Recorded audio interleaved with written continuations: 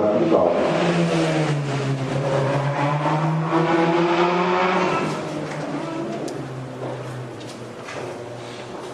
Amém?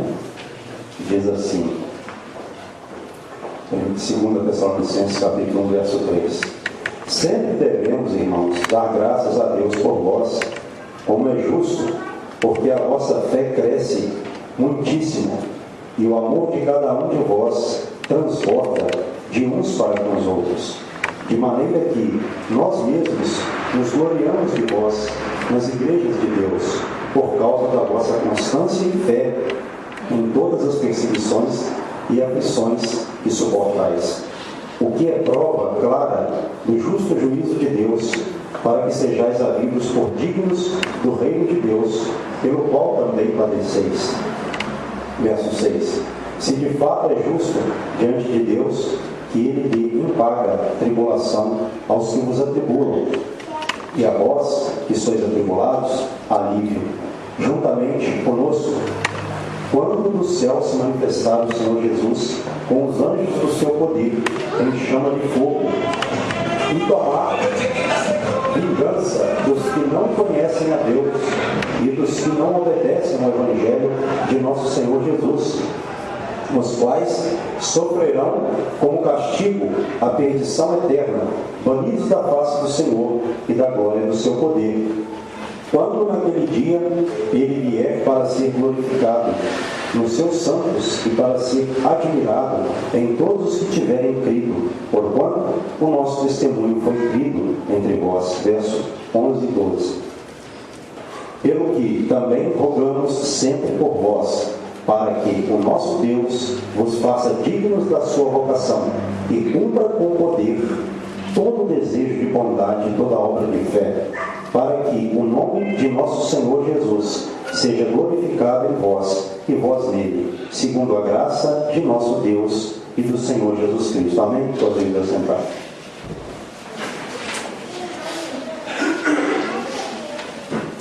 Então, irmãos, Paulo aqui, pelo Espírito Santo, ele estava enviando essas palavras à igreja de Tessalônica, e ele fala aqui que dava graças a Deus, sempre. Por quê? Porque a fé dos irmãos de Tessalônica crescia muitíssimo.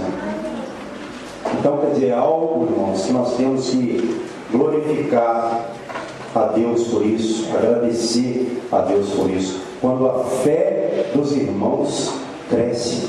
E aqui ele disse que ela crescia muitíssimo. E essa fé é o que nós conhecemos, e a Bíblia diz que agrada a Deus. Então, quando há uma fé que agrada a Deus, uma fé que cresce, porque a fé que agrada a Deus, ela cresce, nós temos que dar graças ao Senhor. Quando o povo começa a amadurecer, quando o povo começa a agir pela fé, porque também nós bem sabemos que sem fé não se pode agradar a Deus. Amém? Nós não vemos Deus, nós viemos à igreja porque nós cremos na palavra, nós não estamos vendo Ele aqui como nós temos o costume de falar, mas nós temos certeza que Ele está aqui. Por que nós temos certeza? Porque a palavra de Deus tem sido anunciada e Deus tem manifestado o seu poder no nosso meio. Nós temos visto as pessoas falarem de Deus, do poder de Deus. Uma hora é uma cura, outra hora é uma bênção financeira, outra hora é uma porta de trabalho, outra hora é um livramento. Mas por que essas coisas têm acontecido? Porque nós temos tido fé, nós temos orado, nós temos buscado. E enquanto nós estivermos buscando, quanto mais nós buscarmos, mais Deus vai operar, mais Deus vai agir. Então é algo que alegrava o coração de Paulo, é algo que fazia com que Paulo agradecesse sempre ao Senhor, como é e como é justo até hoje, é certo isso. Quando a gente vê Deus agir, a gente deve glorificar o Senhor, a gente deve agradecer.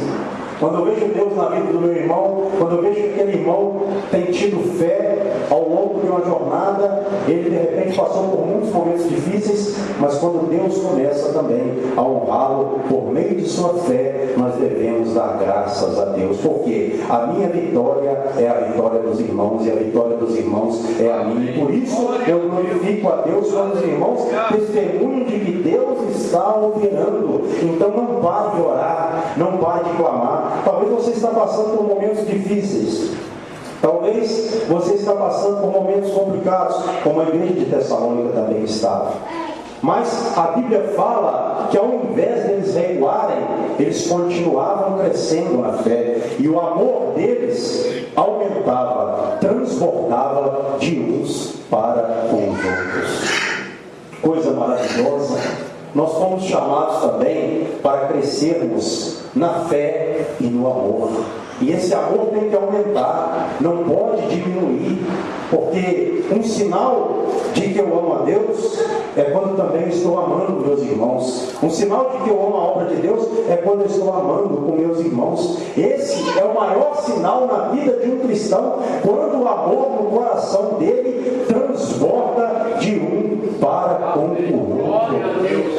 Amém? Então você não foi chamado apenas para receber bênção, você não foi chamado apenas para um propósito ou outro propósito, ou dois ou três propósitos. Aqui tem dois propósitos principais da fé cristã para a igreja do Senhor: a fé e o amor.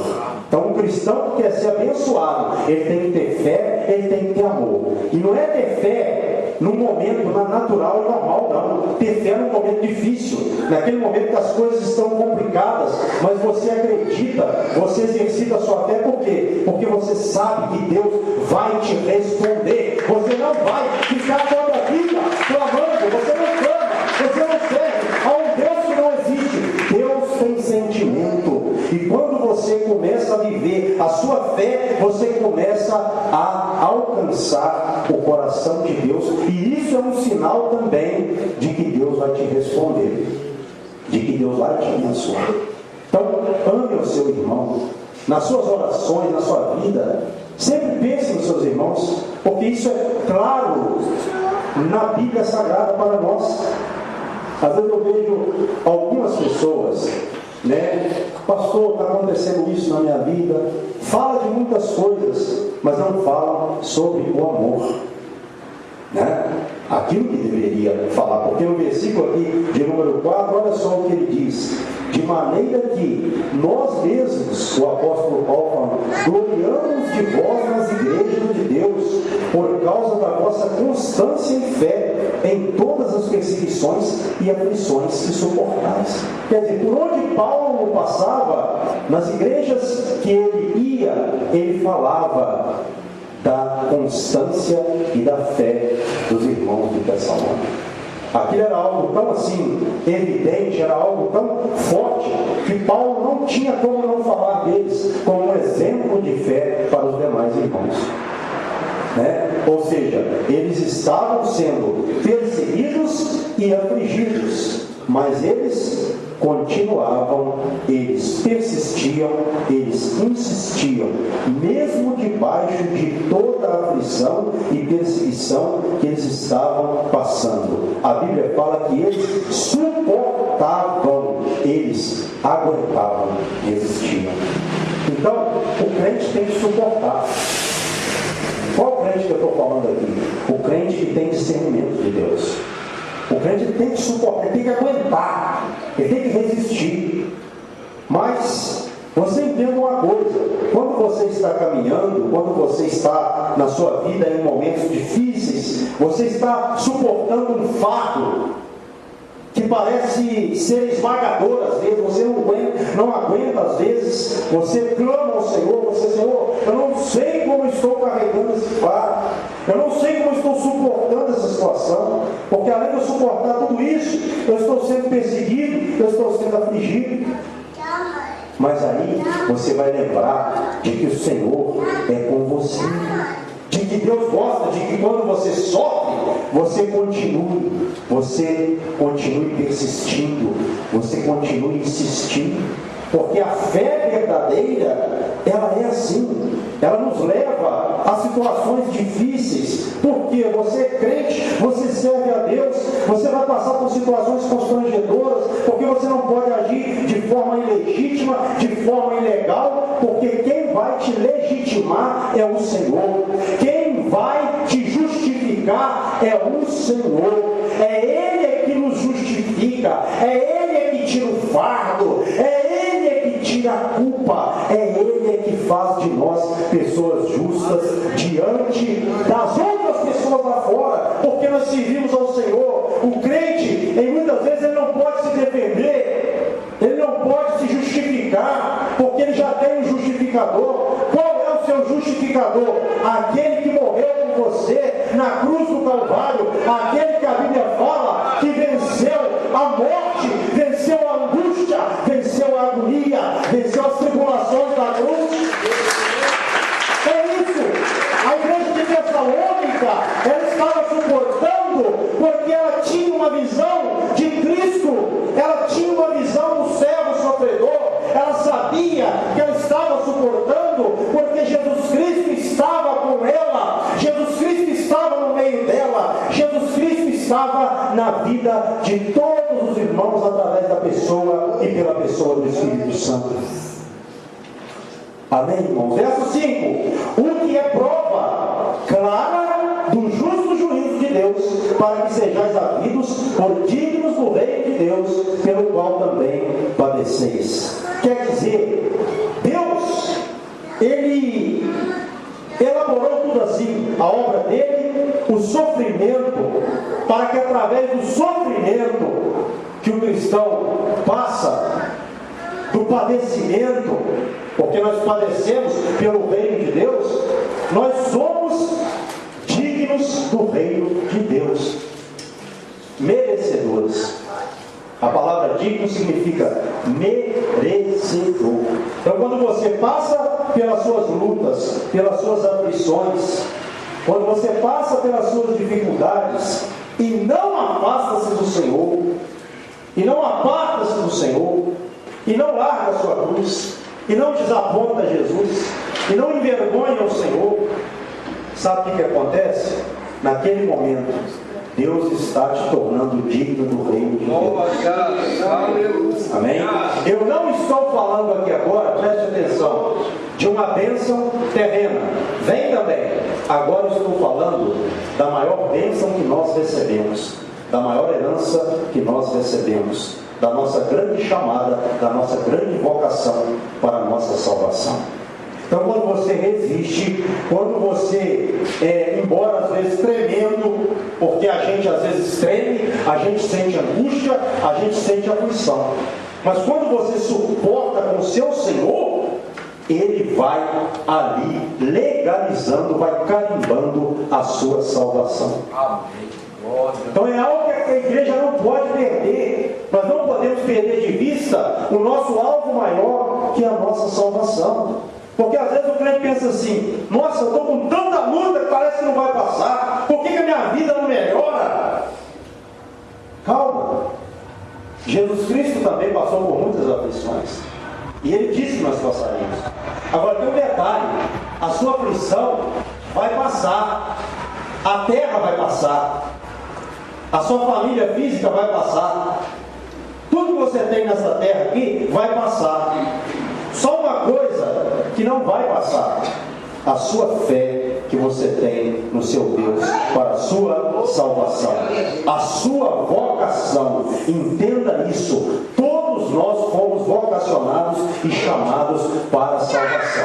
Então, quando você sofre, você tem que entender uma coisa: não, se não tem saída no momento, eu tenho que esperar para o sofrimento passar e o meu Deus vai me exaltar. Eu vou esperar, porque eu quero um dia estar livre de todos os sofrimentos, de todos os padecimentos, de todas as perseguições, porque nós bem sabemos, meus amados, que a maior promessa para a igreja, hoje é dia de Santa Ceia, é dia de nós fazermos um memorial da morte de Cristo, até que Ele venha, porque há uma promessa de que Ele morreu, de que Ele ressuscitou, e Ele vai vir nos buscar um dia.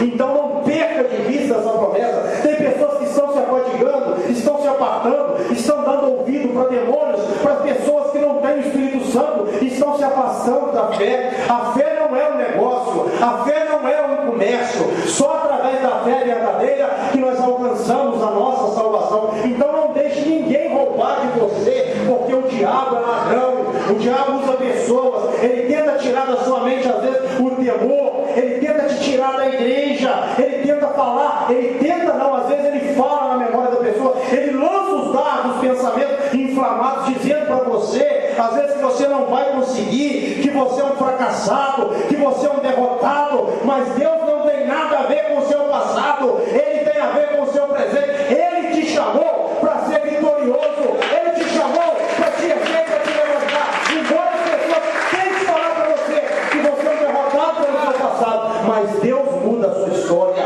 Eu não vivo pelo meu passado, eu vivo a partir do momento que eu conheço o meu Senhor Jesus como Senhor e Salvador. Dali para frente eu passo a viver. E a igreja de Tessalônica tinha essa visão.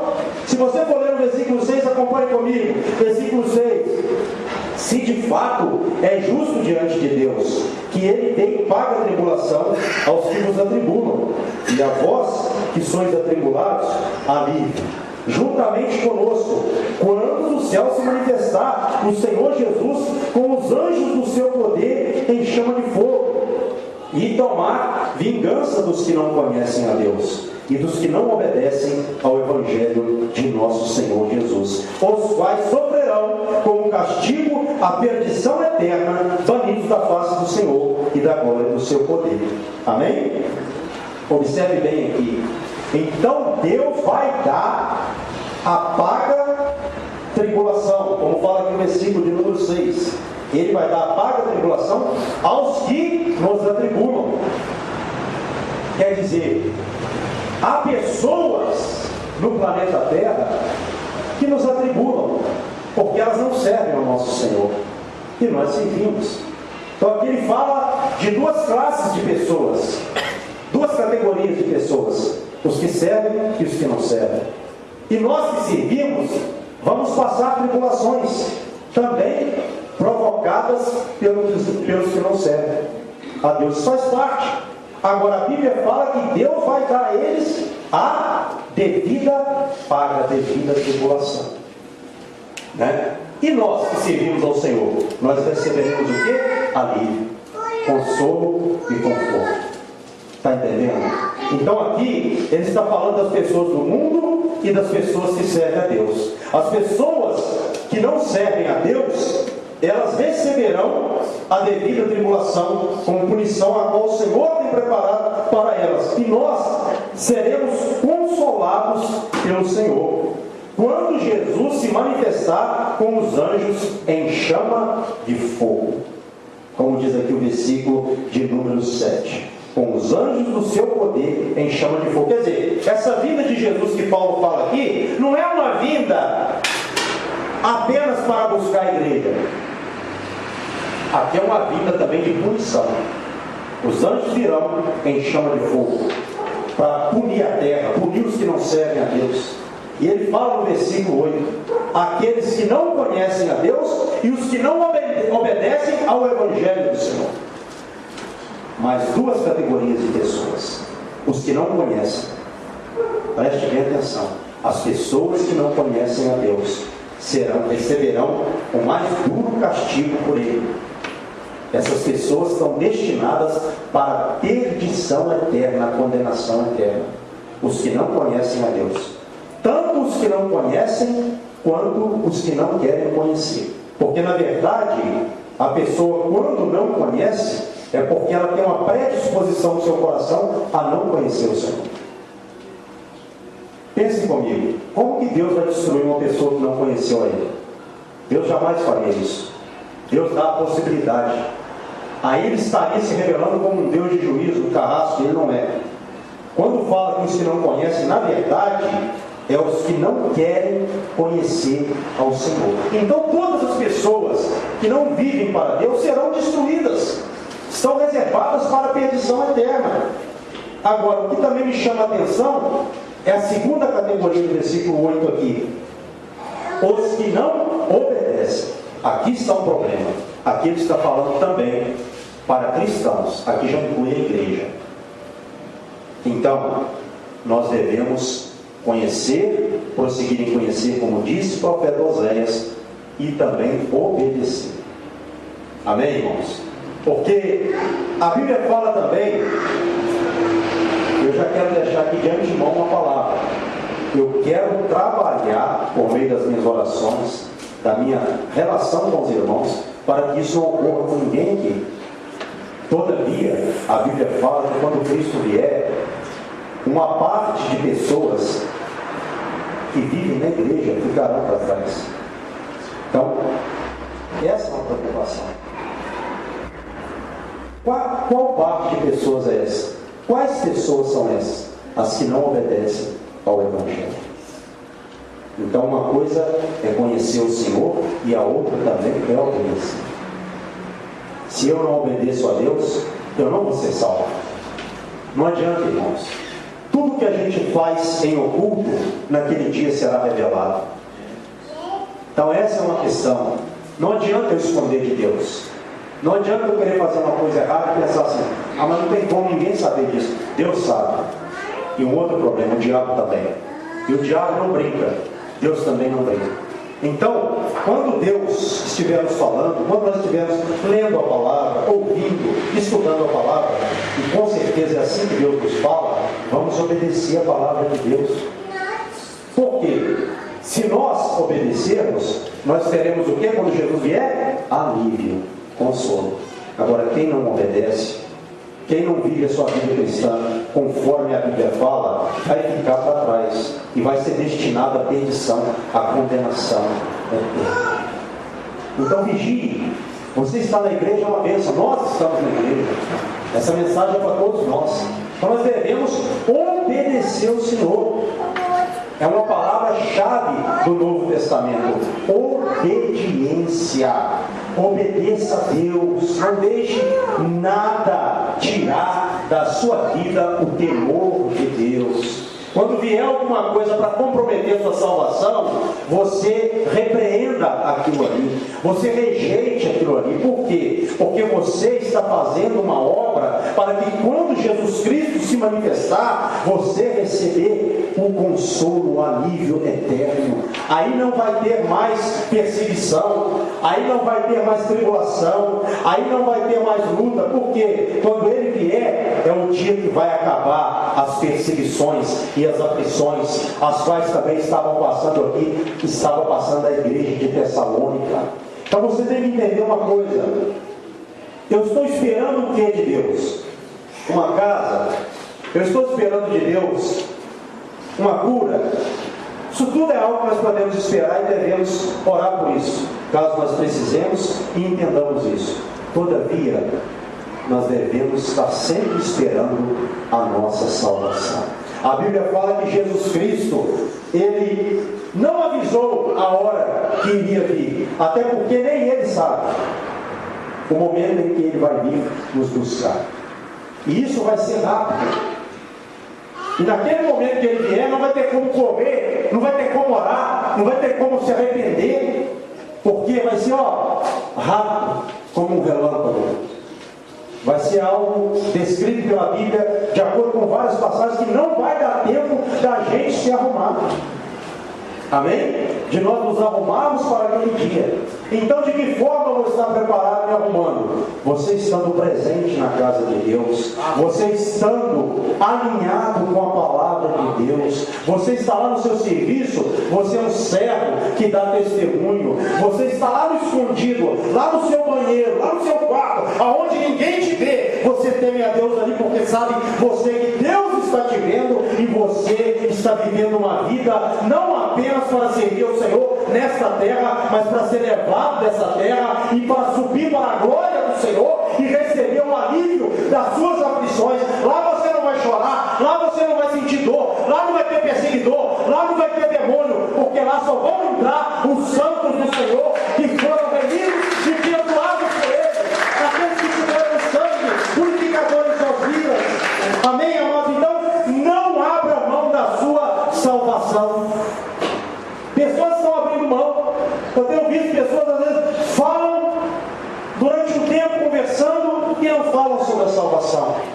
E esse dia Com certeza, ele vai ser um dia de improviso para muitas pessoas. A Bíblia fala sobre isso também. Verso 10, vamos lá. Quando naquele dia ele vier para ser glorificado nos seus santos e para ser admirado em todos os que tiverem crido, porquanto o nosso testemunho foi crido entre vós. Pelo que também rogamos sempre por vós, para que o nosso Deus vos faça dignos da sua vocação e cumpra com poder todo desejo de bondade e toda obra de fé, para que o nome do nosso Senhor Jesus seja glorificado em vós e vós nele, segundo a graça de nosso Deus e do Senhor Jesus Cristo. Amém? Então olha só, naquele dia ele virá e ele vai ser glorificado e admirado em nós. Quer dizer, em nós, não só no nosso meio, mas na nossa vida. Então, guarde o seu corpo, é em você. Há uma promessa, há uma aliança, há um compromisso muito sério e que nós não podemos comprometer. Eu não vou pregar aqui uma coisa assim, como se fosse uma mensagem dessas que dá a entender que ninguém quer. Jamais vou fazer isso. Vou colocar um fardo desse nos ombros da igreja, porque ninguém pode carregar. Por isso Jesus veio e carregou a nossa cruz. Agora, nós devemos lutar contra o pecado. Qual o pecado que condena o homem? O pecado que você sabe que está errado e não para de pecar, e não para de praticar.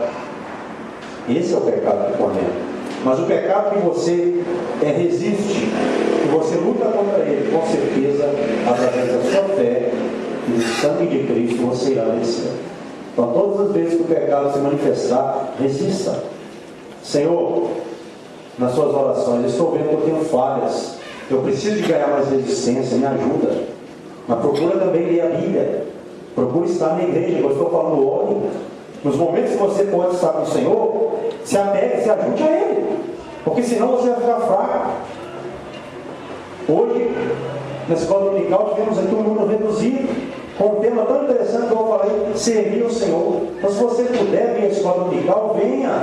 Não estou falando para todos, tem os idosos que não podem às vezes, né? Estou falando para aqueles, principalmente que são novos, e os também que têm uma condição de vir. Porque o diabo vai tirando o quê? As mensagens, o entendimento, o aprendizado. Se você não aprender, o diabo já rouba de você o quê? Aquilo que você vai aprender, aquilo que vai lhe ser ensinado. Então o diabo trabalha dessa forma. Então naquele dia, o Senhor vai ser glorificado em você e admirado em todos que tiverem crido na mensagem que Paulo estava dando ali à igreja de Tessalônica, que é a mesma mensagem que nós temos crido. E o versículo 11 fala que o Senhor vai cumprir com poder todo o desejo, quer dizer, o prazer de Deus, de bondade e toda a obra de fé. Quer dizer, a obra de fé que você está fazendo. Naquele dia, você receberá a sua recompensa. Amém? A obra de fé. E naquele dia, irmãos, não vai ter como a pessoa... Às vezes a pessoa engana alguém aqui na terra e passa.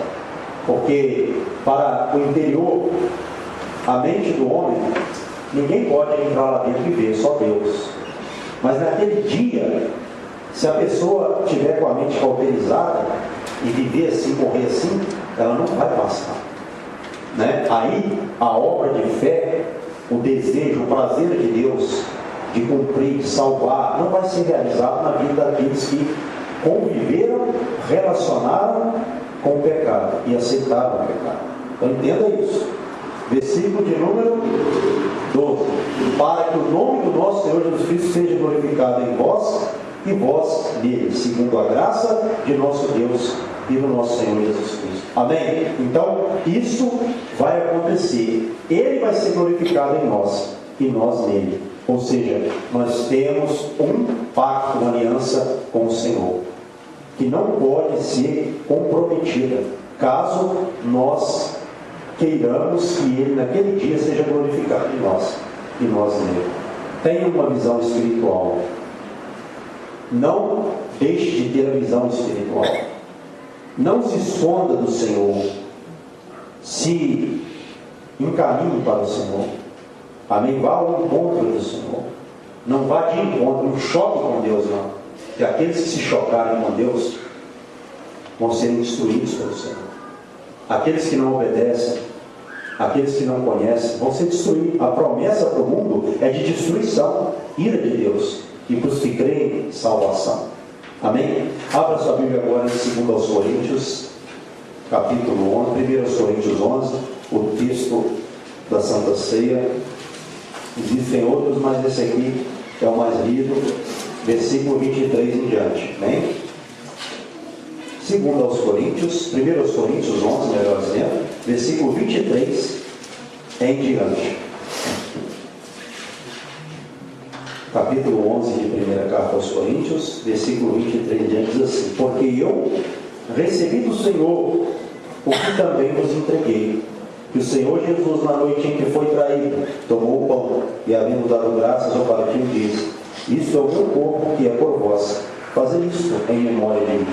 Semelhantemente também, depois de cear, tomou o cálice, dizendo: este cálice é o novo pacto do meu sangue. Fazei isto todas as vezes que o bebedes em memória de mim. Porque todas as vezes que comerdes deste pão e beberdes do cálice, estareis anunciando a morte do Senhor até que ele venha. De modo que qualquer que comer do pão ou beber do cálice do Senhor, indignamente será culpado do corpo e do sangue do Senhor. Examine-se, pois, o homem a si mesmo, e assim coma do pão e beba do cálice. Porque quem come e bebe para a sua própria condenação, se não discernir o corpo do Senhor. Por causa disso, há entre vós muitos fracos e enfermos e muitos que dormem. Mas, se nós nos julgássemos a nós mesmos, não seríamos julgados. Quando, porém, somos julgados pelo Senhor, somos corrigidos para não sermos condenados com o mundo. Amém? Então, esse é o texto que nós temos como base para a Santa Ceia, né?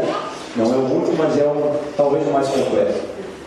Então, ele diz aqui, o apóstolo Paulo, que a pessoa que vai participar da Santa Ceia, como a igreja de Corinto está fazendo, e não tem um discernimento, não é para não ceiar que ele está falando, ele está falando que é para não ceiar de qualquer maneira. A pessoa está com a vida, não está nem preocupando, não ora, toma como se fosse um aperitivo qualquer. Está errado. Então a Santa Ceia é para que você faça em plena comunhão com Deus e com os irmãos. E esse é o princípio. E aquele que não faz assim, ele torna-se culpado do corpo e do sangue do Senhor. Aí, ao invés dele participar de uma Santa Ceia para salvação, como nós temos sempre falado, ele vai participar de uma Santa Ceia para condenação. Porque ele não está discernindo o corpo do Senhor. Amém? Então, examine-se o homem a si mesmo. Quer dizer, ore a Deus. Você é batizado, você está com problema da última Santa Ceia para cá, todos nós temos que orar porque cometemos certamente pecados. E há talvez alguns que se excederam um pouco. Então é a hora e o momento de você pedir perdão, porque não há pecado que Deus não possa perdoar, a menos que a pessoa não se arrependa. Aqui está uma condição: se a pessoa não se arrepender, não há remissão de pecados. Amém? O derramamento de sangue, o sangue vertido por Jesus, foi para nos remir, purificar de todos os nossos pecados. Amém? E aí diz lá, versículo 29: quem come e bebe sem discernir, come para a sua própria condenação.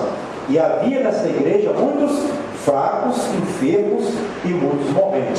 Quer dizer, 3 consequências aqui que nós sempre falamos também, né? Quase todas as ceias nós falamos sobre isso. 3 consequências por a igreja de Corinto estar participando de forma errada: pessoas fracas, pessoas doentes e a última consequência, morte. Porque não estavam reverenciando, não estavam obedecendo, não estava tendo discernimento. Então a consequência era fraqueza, doença e morte precoce. Amém? Então ele fala aqui que também nós somos julgados na Santa Ceia para não sermos o quê? Condenados com Deus. Amém? Se coloca sobre os seus pés nesta noite, você que já batizou, você também que não batizou, fique de pé, né? E você que não batizou, batize. Antes de nós orarmos aqui, eu vou falar: você que não batizou, Jesus disse: ide e pregai o Evangelho a toda criatura. Quem crê e for batizado será salvo. Quem não crê será condenado. Então, quem não batizou, irmãos, deve se batizar, né? Nós vamos batizar aqui nosso irmão São Francisco, provavelmente esse mês agora, em nome de Jesus. E tem algumas pessoas que estão cotadas, mas eu vou batizar ele, não vou atrasar o batismo dele por causa de ninguém. Mas aqueles que ainda não se batizaram, cheguem perto de mim, conversem, para que eu tome o seu nome e você seja preparado para o batismo. Porque não é uma questão, não, batismo não. Se eu batizar ou se eu não batizar, não tem problema. Não, batismo é mandamento. Deus mandou e não pode deixar de ser cumprido, senão não vai haver salvação.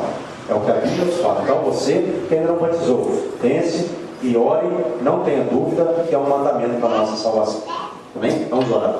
Senhor, meu Deus, meu Pai, consagramos essa mesa ao Senhor, esses pães, ó Pai, e esses cálices de vinho. Meu Deus, em nome de Jesus Cristo, que passe a ser agora, ó Pai, esse vinho e esse pão, alimento espiritual para a nossa vida, como deve ser. Assim que nós consagramos e apresentamos esta mesa ao Senhor. Em nome de Jesus. Amém. E graças a Deus. Amém? Agora, nosso irmão Israel, nosso irmão Diácono Vandes, vão estar repartindo, que acho que as irmãs vão cantar um louvor ali, que elas prepararam um louvor e me falaram que vão cantar um louvor. Amém. Quem tem dom de cantar, cante sim. Tem dom de pregar, pregue. Me ajude, que eu fico ouvindo também. Eu gosto de cantar, irmão. Isso é importante. Glória a Deus. Amém? Então você que não batizou, o Sr. Francisco vai batizar esse mês. Pastor, coloca o meu nome aí. Quero batizar também. Para mim vai ser uma alegria muito grande. Todavia, é algo que o pastor não pode obrigar alguém a fazer. Nem Cristo faz isso, né? Tudo tem que ser por uma ação do Espírito Santo no coração. E a pessoa de livre e espontânea vontade entende que é algo que ela tem que fazer. É assim que Deus trabalha. Nós não forçamos, nós não envergonhamos, nós não constrangimos ninguém. Porque não é assim que Deus trabalha. Nós ensinamos as pessoas, né? Para que as pessoas façam verdadeiramente, de coração aberto, crendo que é um mandamento para a salvação. Amém? Então, você que não batizou, não deixe de batizar. É algo que a igreja tem que preocupar em fazer. Discípulos. Jesus disse que uma das suas últimas comissões para a igreja: ide fazer discípulos de todas as nações, ensinando-os a guardar todas as palavras que eu vos tenho mandado, batizando-os em nome do Pai, do Filho e do Espírito Santo. E eis que estou convosco todos os dias até a consumação do século. Então, Cristo, para estar com a igreja tem que estar fazendo discípulos e batizando. E nós, com certeza, queremos nos empenhar para fazer mais ainda, numa escala maior do que nós temos feito, né? Porque é algo que a igreja não pode deixar de fazer, e aqueles que querem ser salvos também não podem deixar de estar, não pode perder a oportunidade de batizar. Amém? Então, você que não batizou, está sendo convidado mais uma vez para estar batizando. Glória a Deus. Oh Deus maravilhoso. Exaltado no céu, Ele exaltado para sempre, exaltado o seu nome.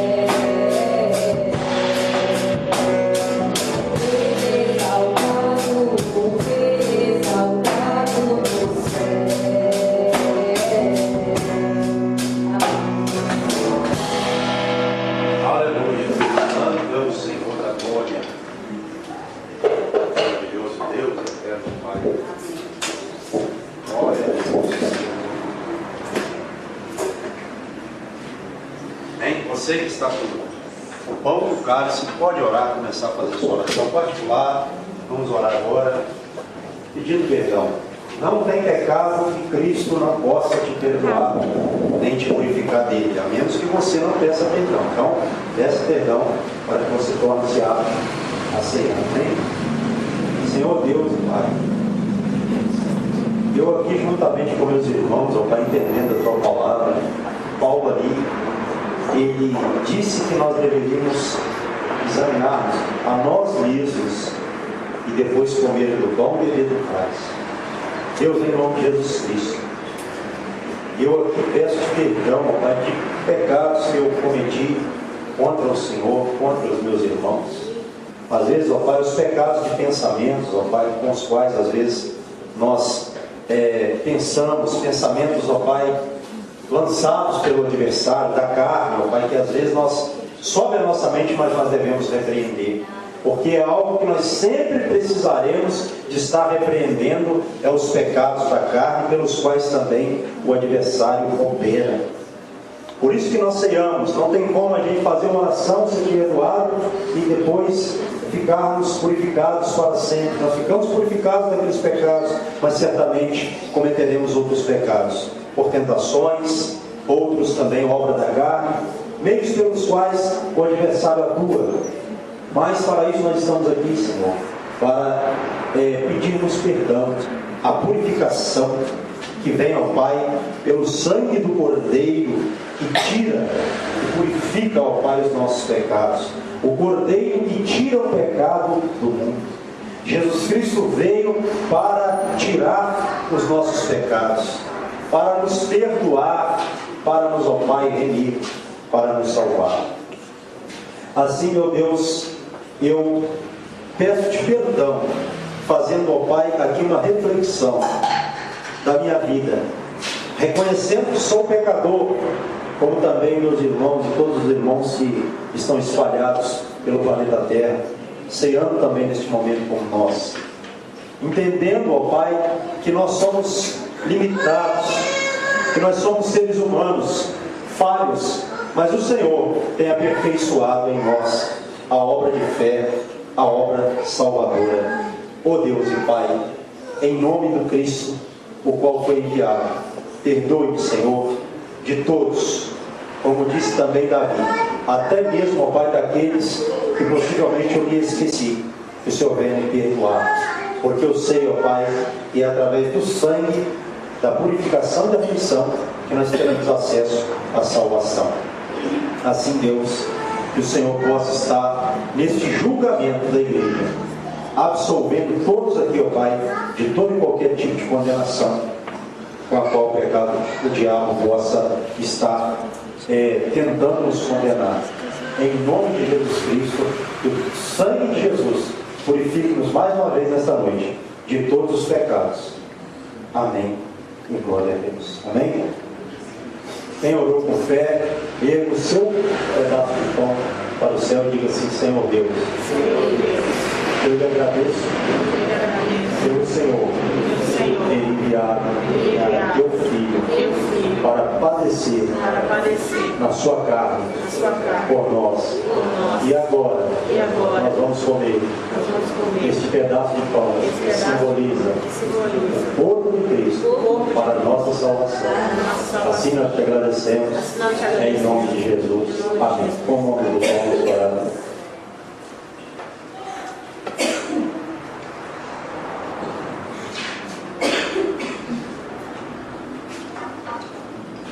Aleluia.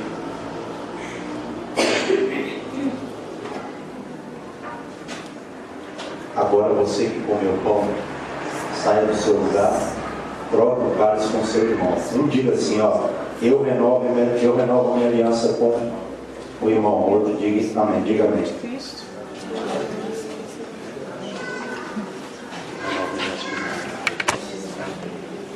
Renova minha aliança com o irmão em nome de Jesus. Renova minha aliança com o irmão em nome de Jesus.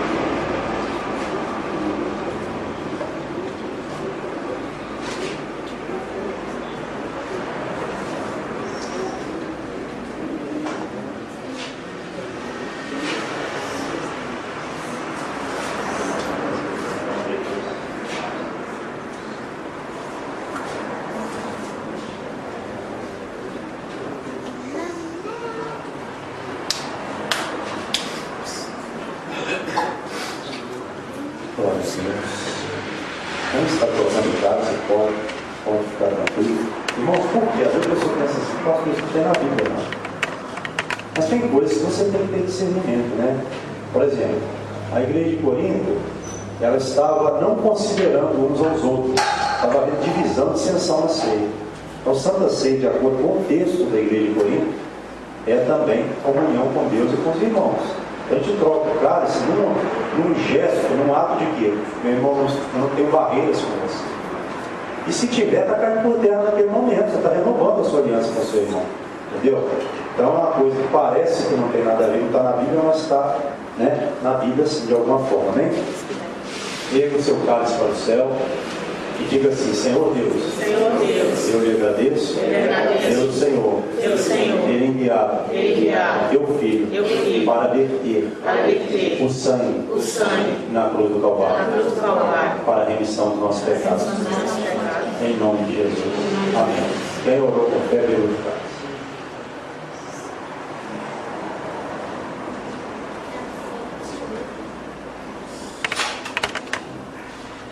Passar um momento agora, pouco momento, glorifique a Deus, faça uma rápida oração de ação de graças ao Senhor, agradecendo a Ele por você ter sido salvo por Ele, por você estar aqui neste momento, nesta noite, neste momento em que nós celebramos a Santa Ceia, neste momento em que é um momento em que nós fomos absolvidos para não sermos condenados com o mundo. Amém, irmãos? Então agradeço ao Senhor, porque a Santa Ceia é nada mais, nada menos que o julgamento da igreja. É um mandamento, por isso eu disse, não pode deixar de ser cumprido.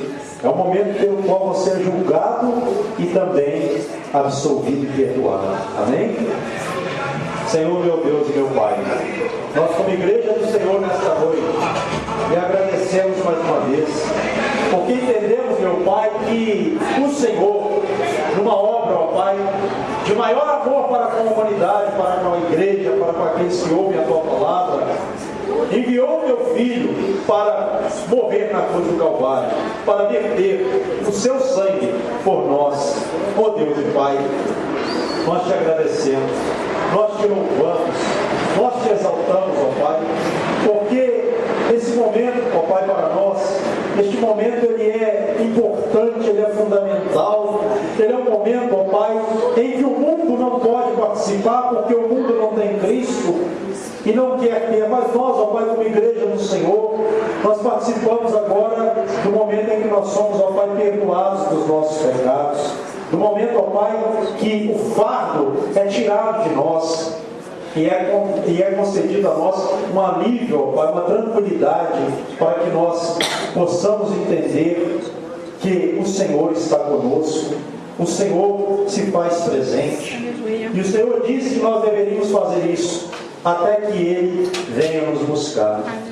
Oh meu Deus e meu Pai, assim nós Te agradecemos, assim nós Te louvamos. Meu Pai, que cada um saia daqui com a certeza em seu coração de que verdadeiramente a nossa luta um dia vai findar, a nossa luta nesta terra, a cada dia que passa, ela está caminhando para o seu fim, para nós estarmos, ó Pai, um dia no banquete da glória com o Senhor, onde Cristo prometeu que nós cearíamos com Ele novamente. Então, Deus, que nós saiamos daqui com essa esperança, com essa convicção e com esse renovo de fé em nosso coração. E que nada, meu Pai, venha roubar de nós a nossa comunhão com o Senhor e com os nossos irmãos. Que seja, ó Pai, um desejo do nosso coração a comunhão com o Senhor e com os nossos irmãos, como nós vimos aqui também na palavra hoje. Oh Deus e Pai, assim é que eu oro e Te agradeço mais uma vez nesta noite, em nome de Jesus Cristo. Amém e graças a Deus. Amém?